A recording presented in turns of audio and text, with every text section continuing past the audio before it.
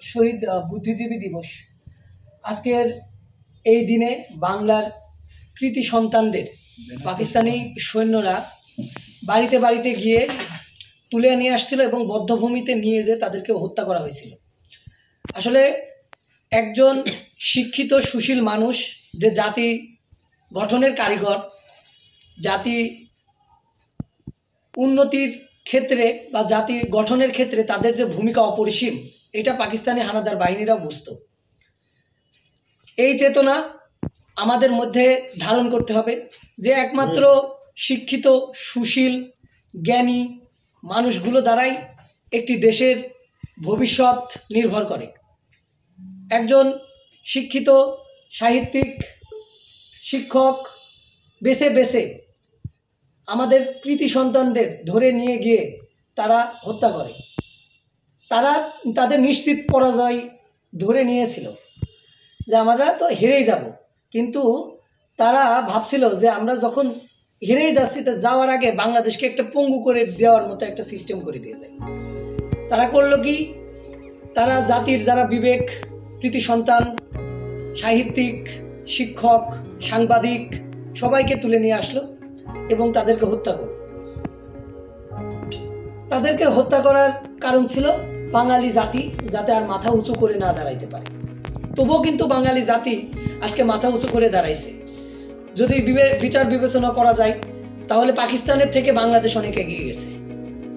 আসলে এই বুদ্ধিজীবী দিবসের কারণটাকে এটা আমাদের মধ্যে ধারণ করতে হবে। কারণটা হচ্ছে যে প্রগতিশীল সমাজ, উন্নত জীবন এগুলো তৈরি করতে হলে শিক্ষিত বিবেকবান সুশীল মানুষদের আসলে খুবই প্রয়োজন।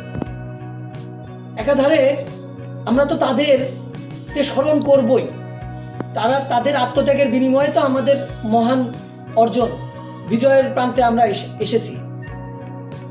তাছাড়াও জাতির বিবেকবান সন্তানদের অপরিহার্যতা আমাদের মধ্যে ধারণ করতে হবে এবং বৈষম্য বিরোধী ছাত্র আন্দোলন ভেড়ামারার উদ্যোগে আজকে আমরা যেই মত বিনিময় সভা আলোচনা করেছি, এই সভার প্রধান উদ্দেশ্য মানুষকে বিবেকবান এবং জাগ্রত মঞ্চে ওঠানো, যেন তারা বুঝতে পারে শুধু আভিজাত্য এবং টাকা দিয়ে নেতৃত্ব কেনা যায় না, নেতৃত্ব কিনতে হলে সুশীল এবং বুদ্ধিজীবীদেরও প্রয়োজন আছে।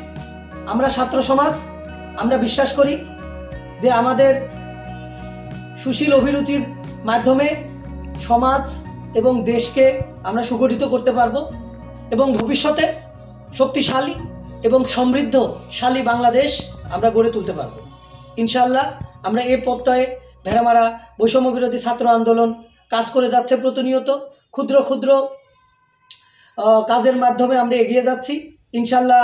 আগামী কিছুদিনের মধ্যে আমাদের ভেড়ামারা উপজেলা কমিটি ঘোষণা করা হবে এবং কমিটি ঘোষণা করার মাধ্যমে আমাদের যে কাজগুলো আরো বেগবান হবে বলে আমি আশা রাখি। এই বলে আমি আমার বক্তব্য শেষ করলাম।